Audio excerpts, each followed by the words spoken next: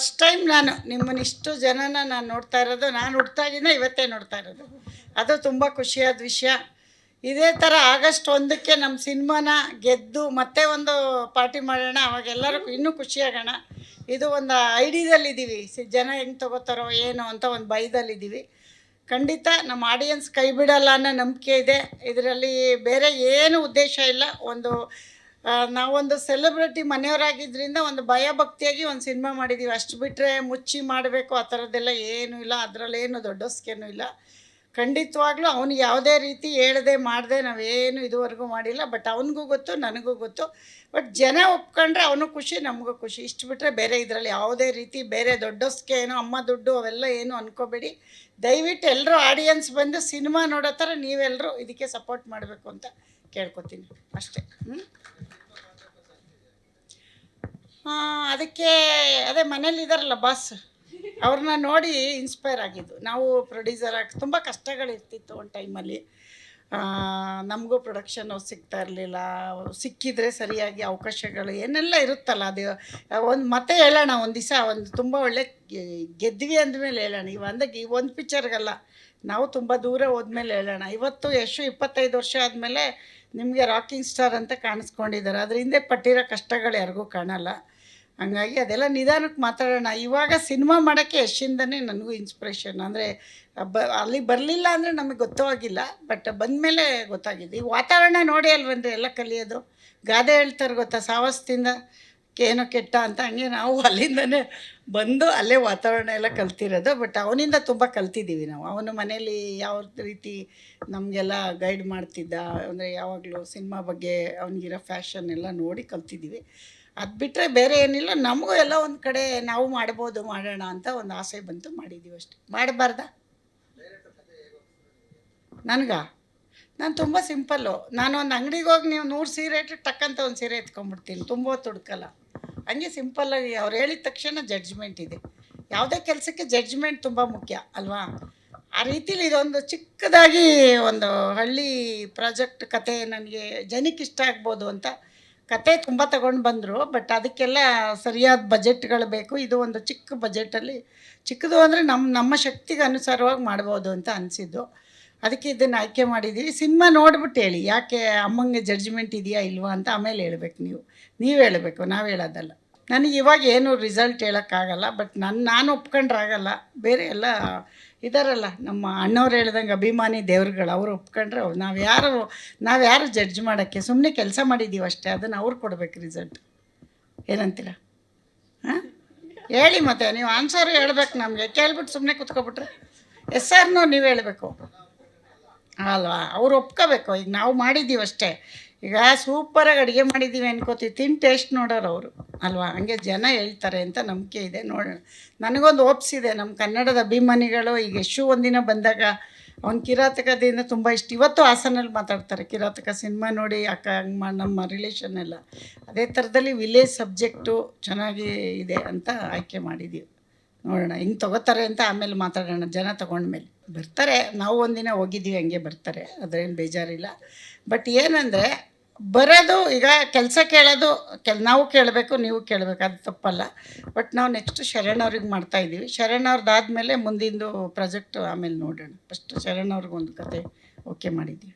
ನಾನು ಅಷ್ಟೊಂದು judgment ಕೊಡೋಷ್ಟು ದೊಡ್ಡವಳಿಲ್ಲ. But ನಮ್ಮ ಕೂಸು ನಮಗೆ ಚೆನ್ನಾಗಿರುತ್ತೆ, ಅದು ನಾನು ಹೇಳ್ಬಾರ್ದು, ನೀವೆಲ್ಲ ಹೇಳಬೇಕು ಅಂತಲೇ ನಾನು ಇವತ್ತವರೆಗೂ ನನಗೆ ಒಂದು ಏನೋ ಒಂದು ತಕ್ಕಮಟ್ಟಿಗೆ ಒಂದು ಆಯ್ಕೆ ಮಾಡಿದ್ದೀವಿ ಅಂತ ಒಂದು ಇದೆ. ಜನ ಹೇಳಿ 1ನೇ ತಾರೀಕು ಮೇಲೆ ಜನಕ್ಕೆ ತುಂಬ ಆಮೇಲೆ ಏನೋ ತುಂಬ ಹೇಳ್ಕೊತಿದ್ರು ಅಂದ್ಬಿಡ್ತಾರೆ. ಒಂದು ಪ್ರಯತ್ನ ಪಟ್ಟಿದ್ದೀವಿ, ಅದನ್ನು ಜನ ಕೊಡಲಿ, ಆಡಿಯನ್ಸ್ ಕೊಡಲಿ ಅಂತ. ಅಲ್ಲ, ನೀವು ಹಂಗೆ ಅಂದ್ಕೊಂಡ್ರೆ ಒಳ್ಳೇದೇನೆ. ಬಟ್ ಅವರಷ್ಟು ಚಿನ್ನ ತೆಗಿಯೋಕ್ಕಾಗ್ದಿದ್ರು ಮಣ್ಣಾರು ತೆಗ್ದಿದ್ದೀವಲ್ಲ, ಅಷ್ಟೇ ಅಲ್ವಾ? ಚಿನ್ನಕ್ಕೆ ಬೆಲೆ ಜಾಸ್ತಿ, ಮಣ್ಣು ಈಸಿಯಾಗಿ ಗೆಲ್ಬೇಕಾದ್ರೆ ನಮ್ಮನೆ ತೋಟದಲ್ಲೂ ಸಿಗುತ್ತಲ್ಲ. ಹಂಗಾಗಿ ನಮ್ಮ ಪ್ರಯತ್ನ ನಾವು ನಮ್ಮ ತಕ್ಕ ಮಟ್ಟಿಗೆ ಮಾಡಿದ್ದೀವಿ ಅನ್ಕೋಬೋದೇನು. ಯಶ್ ಅವ್ರದ್ದು ನಾನಲ್ಲ, ಹುಡುಗಿ ಅಭಿಮಾನಿ ಅಂತೆ ಇವರು ಮೇಡಮು. ಸಿನಿಮಾದಲ್ಲಿ ಮಾತುಕತೆ ಆಗ್ಬೇಕಾದ್ರೆ ಡೈರೆಕ್ಟ್ರ್ ಹತ್ರ ಡಿಸ್ಕಷನ್ ಮಾಡಿದ್ರಂತೆ ಯಾರನ್ನ ಹಾಕೋದು ಅಂತ. ಅವಾಗಿನ್ನೂ ಗೊತ್ತೇ ಇಲ್ಲ ಅವ್ರಿಗೆ ನಮ್ಮ ಪ್ರಾಜೆಕ್ಟ್ ಅಂತ. ಇವರೆಲ್ಲ ಸೇರಿ ಇಲ್ಲ ಯಶ್ ಅವ್ರದ್ದು ಹಾಕೋಣ ಅಂದ್ಬಿಟ್ಟು ಹಾಕಿರೋದು. ಬಟ್ ಹಾಕುವಾಗ ನಾನು ಬೇಡ ಅನ್ನೋಕ್ಕಾಗಲ್ವಲ್ಲ, ಹಾಕ್ಲಿ ಬಿಡಿ ಅಂತ ಹೇಳಿ ಹಾಕ್ಸಿದ್ದೀವಿ ಅಷ್ಟೆ. ಇವಾಗಿನ ಟ್ರೆಂಡಲ್ಲಿ ಹೀರೋ ಇದ್ದಾರೆ ಅಂತ ಅಂದ್ಕೊಂಡಿದ್ದೀವಿ ಅಷ್ಟೇ. ಅದನ್ನು ನಾನು ಹೇಳ್ತೀನಿ, ಇದೆಲ್ಲ ಮುಗೀಲಿ ಆಮೇಲೆ ಹೇಳ್ತೀನಿ. ಬಜೆಟ್ ಮಾತಾಡೋ ಜಾಗ ಅಲ್ವೇ ಇಲ್ಲ ಇದು. ಏನಂತೀರ? ನಮ್ಮ ಡೈಲಾಗ್ ಅದು. ಅಲ್ಲ, ಬಜೆಟ್ ಇಲ್ಲಿ ಮಾತಾಡೋದು ಜಾಗ ಅಲ್ವೇ ಅಲ್ವಲ್ಲ, ಅದೆಲ್ಲ ಹೇಳೋದು. ಕೂತ್ಕೊಂಡು ಒಂದ್ಸರಿ ಲೆಕ್ಕ ನೋಡ್ತೀನಿ, ಆಮೇಲೆ ಹೇಳ್ತೀನಿ. ಅಷ್ಟೊಂದು ದೊಡ್ಡವರಿಲ್ಲಮ್ಮ ನಾವು. ಕೆ ಜಿ ಎಫ್ ನಮ್ಮ ವಿಜಯ್ ಸರ್ ತುಂಬ ಚೆನ್ನಾಗಿ ಮಾಡಿದ್ದಾರೆ, ಅವ್ರಿಗೆ ಈ ಮುಖಾಂತರ ನೆನೆಸ್ಕೋತೀವಿ. ಅವರಂಥ ಪ್ರೊಡ್ಯೂಸರ್ಸು ಈಗ ಬಂದಿದ್ದಾರಲ್ಲ, ಕೆ ವಿ ಎನ್ ಅವರು, ಅವರೆಲ್ಲ ಬರಲಿ. ನಾವು ಅದನ್ನು ನೀವು ಸಿನಿಮಾ ನೋಡಿ ಅಷ್ಟು ಅಂದ್ಕೊಂಡಿದ್ದೀರಾ ಅಂದರೆ ಅದು ನಿಮ್ಮ ದೊಡ್ಡತನ. ಅಮ್ಮವ್ರು ಇಷ್ಟು ಹಾಕಿದ್ದಾರೆ ಅಂತ. ಬಟ್ ಅಷ್ಟೊಂದೆಲ್ಲ ಇಲ್ಲ. ನಾವೇನಂದರೆ ಕಾಟನ್ ಸೀರೆ ಉಟ್ಕೊಂಡ್ರೆ ನಿಮಗೆ ರೇಷ್ಮೆ ಸೀರೆ ಥರ ಕಾಣಿಸ್ತಾ ಇರ್ಬೋದು ಅಷ್ಟೇ. ನಾವು ಕಾಟನ್ ಸೀರೆ ಉಟ್ಟಿದ್ದೀವಿ, ರೇಷ್ಮೆ ಸೀರೆ ಎಲ್ಲ ಉಡೋಷ್ಟು ದೊಡ್ಡವರಿಲ್ಲ. ಆಮೇಲೆ ನೋಡೋಣ ಮುಂದಕ್ಕೆ. ಒಳ್ಳೇದಲ್ವಮ್ಮ, ಎಲ್ಲರೂ ಬೇಕು ಅಂತ ಏನೇನೋ ಮಾಡ್ತಾರೆ. ನಮಗೆ ಪಾಪ ಬರೀ ಮಾತಾಡಿದ್ದಕ್ಕೆ ಉಟ್ಕೊಂಡವ್ರೆ ಅಂದರೆ ನಾವು ಖುಷಿ ಪಡಬೇಕಲ್ವ. ಏನೇನೋ ಮಾಡ್ತಾರೆ ದಿನ ಬೆಳಗಾದರೆ ಪಾಪ ಜನ. ನಾವು ಸುಮ್ಮನೆ ಒಂದು ಪ್ರೆಸ್ ಮೀಟಲ್ಲಿ ನೀವು ಅಷ್ಟೊಂದು ನಮ್ಮನ್ನು ತೊಗೊಂಡೋಗಿದ್ದೀರಾ ಅಂದರೆ ಖುಷಿ ಪಡೋ ವಿಷಯ ಅಲ್ವೇನಮ್ಮ. ಹಾಂ, ಯಶೋಧ ಪೂಜಾರಿ ಅಲ್ವಾ? ಬಾಬಾ, ನನಗೆ ಗೊತ್ತು, ಬಾ ನೀನು ಬಾ, ಎಲ್ಲ ಹೋಗ್ತೀಯ. ಬರ್ತಾರೆ, ಕಾಯ್ತಾರಿ ಥಿಯೇಟ್ರ್ ಹತ್ರ. ಯಾವ ಥಿಯೇಟ್ರ್ ಹತ್ರ ಅಂತ ಗೊತ್ತಿಲ್ಲ, ಗೌಪ್ಯವಾಗಿ ಬರ್ತಾರೆ. ಯಾವ ಥಿಯೇಟ್ರು ಅಂತ ಹೇಳಲ್ಲ, ಅನೌನ್ಸ್ ಮಾಡಲ್ಲ. ಬರ್ತಾರೆ, ಖಂಡಿತ ಬರ್ತಾರೆ. ಹೊಸ ಪ್ರಪಂಚ ಅಲ್ಲ ರೀ. ಮುಂದೆ ಒಂದು ತಿಳ್ಕೊಳ್ಳಿ, ಒಂದು ಮುಂದೆ ಒಬ್ರು ಯಾರೋ ಹೋಗ್ತಾ ಇದ್ದಾರೆ ಅಂದರೆ ಹಿಂದೆ ನಾವು ಸಾಕಷ್ಟು ಕಷ್ಟಪಟ್ಟಿರ್ತೀವಿ. ಸ್ಕ್ರೀನ್ ಮುಂದೆ ಬಂದರೆ ಮಾತ್ರ ಅಲ್ಲ, ಇದ್ರ ಹಿಂದೆ ಎಷ್ಟು ಟೆಕ್ನಿಷಿಯನ್ ಕೆಲಸ ಮಾಡಿದ್ದಾರೆ ಕಾಣೋದು ನಮ್ಗೆ ಯಾರು ಹೇಳಿ? ಆ್ಯಕ್ಟ್ರ್ ಮಾತ್ರ. ಅದ್ರ ಹಿಂದೆ ಟೀ ಕೊಡೋ ಹುಡುಗನಿಂದ ಕಷ್ಟಪಟ್ಟಿರ್ತಾನೆ. ಹಂಗೆ ಮನೇಲಿ ನಾವು ತುಂಬ ಕಷ್ಟಪಟ್ಟಿದ್ದೀವಿ. ಆ ಕಷ್ಟ ಇಲ್ಲಿ ಹೇಳೋಕ್ಕಾಗಲ್ಲ. ಅದನ್ನು ಒಂದು ಸರಿ ಹಿಸ್ಟ್ರಿ ಮಾಡೋಣ. ನಾವೇನು ಕಷ್ಟಪಟ್ವಿ, ನಾವು ಹೆಂಗೆ ಬಂದ್ವಿ, ನಾವು ಯಾವ ಥರ ಈ ಸಿನಿಮಾ ರಂಗಕ್ಕೆ ಕಷ್ಟಪಟ್ಟು ಇವತ್ತು ಯಶಾಗಿದ್ದಾನೆ ಅಂತ ಅದು ಆಮೇಲೆ ಹೇಳೋಣ. ಬಟ್ ಹೊಸ್ತಂತೂ ಅಲ್ಲ, ನಮಗೆ ಬಂದು 25 ವರ್ಷ ಆಯಿತು. ಬಂದಾಗಲೇ ಹಿಂದೆನೇ ಬಂದುಬಿಟ್ವಿ. ನಾವು 2000 ರೂಪಾಯಿ ಮನೆ ಬಾಡಿಗೆ ಮಾಡ್ಕೊಂಡು ಅವ್ನು ಹಿಂದೆನೇ ಇದ್ವಿ. ಮೈಸೂರಲ್ಲಿ ದೊಡ್ಡ ಮನೇಲಿದ್ವಿ, ಆಮೇಲೆ ಚಿಕ್ಕದು ಒಂದು ಸಿಂಗಲ್ ರೂಮಲ್ಲಿ ಇದ್ವಿ. ಯಾಕೆ ಹೇಳಿ? ಈ ಮಟ್ಟಕ್ಕೆ ಬರೋಕ್ಕೆ ಅದರಿಂದ ನಮ್ಮ ಶ್ರಮ ಇದೆ. ನಮ್ಮ ಸ್ಟೋರಿ ಕೇಳಿದ್ರೆ ನೀವು ಹಿಸ್ಟ್ರಿ ಬುಕ್ ಮಾಡ್ಬೋದು, ಆಮೇಲೆ ಹೇಳೋಣಂತೆ. ಈಗ ಬೇಡ, ಆಯಿತಾ? ಅದೇ ಮಾಡೋಣ, ಇವತ್ತೇ ಮಾಡಿಬಿಟ್ರೆ ದುಡ್ಡು ಬೇಡ, ಕೊಡ್ತೀರಾ ನಾಳೆನೇ? ಇವತ್ತು ಎಲ್ಲಿಂದ ತರೋಣ? ಫಸ್ಟ್ ಈ ಸಿನಿಮಾ ಮಾಡೋಣ ಇರಿ, ಆಮೇಲೆ ಮಾಡೋಣ. ಇಲ್ಲ 150 ಅದೆಲ್ಲ ಈ ಬಿಸ್ನೆಸ್ದೆಲ್ಲ ಇನ್ನೂ ನಾನು ಯೋಚಿಸಿಲ್ಲಮ್ಮ. ಅಷ್ಟೊಂದು ಆ ಥರ ಬೀಳ್ತಾ ಇಲ್ಲ. ಫಸ್ಟು ಜನ ಆಡಿಯನ್ಸ್ ತೊಗೊಳ್ಳಿ ಅಂತಿದ್ದೀವಿ. ಬಿಸ್ನೆಸ್ ಬಗ್ಗೆ ತಲೆ ಕೆಡಿಸ್ಕೊಂಡಿಲ್ಲ ಇನ್ನು. ಅಲ್ಲ, ಅಪ್ರೋಚ್ ಮಾಡ್ತಿದ್ದಾರೆ, ನಾವಿನ್ನೂ ರೆಸ್ಪಾನ್ಸ್ ಮಾಡಿಲ್ಲ. ಬೇರೆ ಭಾಷೆಗೆ ಇಲ್ಲಿ ನಮ್ಮವ್ರು ಒಪ್ಕೊಂಡ ಮೇಲೆ ಪ್ಲ್ಯಾನ್ ಇದೆ. ಫಸ್ಟ್ ಇಲ್ಲಿ ನಮ್ಮವ್ರು ಹೇಗೆ ತೊಗೊಳ್ತಾರೆ ನೋಡ್ಬಿಟ್ಟು ಆಮೇಲೆ ಎಲ್ಲದಕ್ಕೂ. ಆಗಸ್ಟ್ ಒಂದು ವಾರ ಆಗಲಿ, ಆಮೇಲೆ ನಾನು ಇನ್ನೊಂದು ಪ್ರೆಸ್ ಮೀಟಲ್ಲಿ ಹೇಳ್ತೀನಿ. ನಟನೆ, ಇದೇ ನಟನೆ. ಈಗ ಮಾತಾಡ್ತಿದ್ವಲ್ಲ, ಇದನ್ನೇ ನೀವು ನಟನೆ ಅನ್ಕೋಬೋದು. ಅಲ್ಲ, ನೀವು ಹೇಳ್ತಾ ಇರೋದು ನಟನೆ ಮಾಡೋಕ್ಕೆ ಬರಲ್ಲ ನಮಗೆ, ನೀವು ಅಂದ್ಕೊಂಡಿದ್ದೀರ. ಸುಮ್ಮನೆ ಮಾತಾಡಿದ ತಕ್ಷಣ ನಟರಿಗೆ ಅದೊಂದು ವ್ಯಾಲ್ಯೂ ಇದೆ. ಅದನ್ನೆಲ್ಲ ಅಷ್ಟು ಈಸಿಯಾಗಿ ನಟನೆ ಮಾಡೋಕ್ಕಾಗಲ್ಲ. ಮಾತು ಬೇರೆ, ನಟನೆ ಬೇರೆ. ನನಗೂ ಎಷ್ಟು ಬಂದ ಮೇಲೆ ಗೊತ್ತಾಗಿದೆ ಇಷ್ಟೊಂದು ಕಷ್ಟನ ನಟನೆ ಮಾಡೋದು ಅಂತ. ಅದಕ್ಕೆ ಆದ ಪ್ರಿಪ್ರೇಷನ್ ಎಲ್ಲ ಅವ್ರು ಎಷ್ಟು ಕಷ್ಟಪಡ್ತಾರೆ.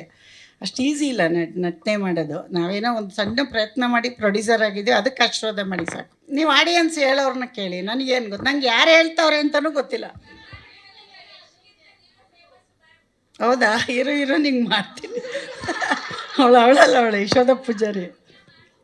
ಅಲ್ಲಮ್ಮ, ಅವನೆಲ್ಲಿ ನಾನೆಲ್ಲಿ? ಅವನು ಎಷ್ಟು ಹೆಸರು ಮಾಡಿದ್ದಾನೆ. ಅದೇನಾಗಿದೆ ಗೊತ್ತಾ? ಹೂವಿಂದ ನಾರು ಹೋಗುತ್ತಲ್ಲ, ಹಂಗೆಲ್ಲ ಅವನ ಜೊತೆ ನನ್ನೂ ಕರ್ಕೊಂಡು ಹೋಗ್ತಾವ್ರಷ್ಟೇ. ಅದು ಮೊದಲಿಂದ ಕರೀತಾರೆ ಬಿಡಿ. ಮನೆಯಲ್ಲೆಲ್ಲ ಮಕ್ಕಳೆಲ್ಲ ಕರೀತಾರೆ. ನನ್ನ ನನ್ನ ಮನೆ ಕೆಲಸದ ಹುಡುಗರೆಲ್ಲ ಬಾಸ್ ಅಂತಿದ್ರು ನನಗೆ. ಈಗ ಯಶಿಗೆ ಬಾಸ್ ಅಂತಾರೆ. ಅದು ಮಾಮೂಲಿ ಇರುತ್ತೆ. ಈಗ ಗೊತ್ತಾಗಿದೆ ನಿಮಗಷ್ಟೇ. ಅಷ್ಟೇ ಏನಿಲ್ಲ. ಟ್ಯಾಲೆಂಟ್ ಅಲ್ಲ ಅದು, ಸುಮ್ಮನೆ ಈ ಥರ ಮಾತಾಡಿದ್ದನ್ನೇ ಅಂದ್ಕೊಂಡು. ಟ್ಯಾಲೆಂಟ್ ಅಂದರೆ ಬೇರೆ ಇರುತ್ತೆ ಬಿಡಿ. Hard work. ಆಮೇಲೆ ಆರ್ಟಿಸ್ಟ್ ಎಲ್ಲ ಬೈಕತ್ತಾರೆ ನಾನು. ಇಲ್ಲ, ಬರೋದೇ ಹೆಂಗೆ ಸರ್? ಮಾತಾಡೋಕ್ಕೆ ಬರಲ್ಲ. ನಾವು ಹಾಸನ ಕಡೆಯವರಲ್ವಾ, ನಮಗೆ ತುಂಬ ನಯವಾಗಿ ಮಾತಾಡೋಕ್ಕೆ ಬರಲ್ಲ. ಅಂದರೆ ಸ್ಮೂತಾಗಿ ಬರಲ್ಲ. ನಾವು ಹಳ್ಳಿ ಭಾಷೆ ಇರೋದೇ ಹಿಂಗೆ ನಮ್ಮದು. ಈಗ ಮಂಗಳೂರು ಭಾಷೆನ ನಮ್ಮ ಭಾಷೆ ಥರ ಮಾತಾಡಿ ಅಂದರೆ ಅವ್ರಿಗೆ ಬರಲ್ಲ. ಹಾಸನವ್ರದ್ದು ನಮ್ಮದು ಈ ಥರ ಭಾಷೆ ಅಷ್ಟೇ. ಅಷ್ಟು ಬಿಟ್ಟರೆ ಬೇರೆ ಏನೂ ಇಲ್ಲ.